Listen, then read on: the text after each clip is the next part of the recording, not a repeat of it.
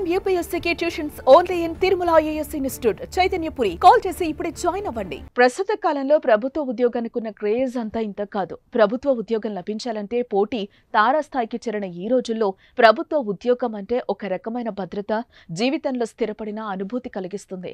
ముఖ్యంగా పెళ్లిళ్ల విషయంలో ప్రభుత్వ ఉద్యోగం కలిగిన అబ్బాయిలకు ఎక్కువ డిమాండ్ ఉంది. అందుకే ప్రభుత్వ ఉద్యోగం ఉన్న వ్యక్తికి ఎంత కట్నమైనా ఇచ్చి పెళ్లి చేస్తూ ఉంటారు. ఇదిలా ఉంటే ప్రభుత్వ ఉద్యోగం ఉన్న వరుడు కావాలంటూ ఓ యువతి రోడ్డెక్కింది.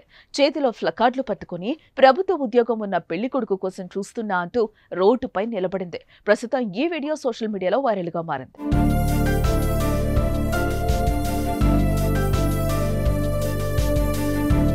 పెళ్లికూతురులా ముస్తాబైన ఈ యువతి రోడ్డుపై ఓ ప్లకార్డు పట్టుకొని నిల్చుంది.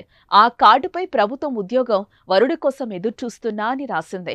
అయితే అది గమనించిన కొందరు సమాధానం ఇవ్వగా మరికొందరు నవ్వుతూ వెళ్లిపోయారు. చివరికి ఓ వ్యక్తి తాను ప్రభుత్వ ఉద్యోగి అని చెప్పడంతో వెంటనే ఆ యువతి సిగ్గుపడుతూ పెళ్లికి ఒప్పుకోవడం హాస్యాస్పదంగా మారింది.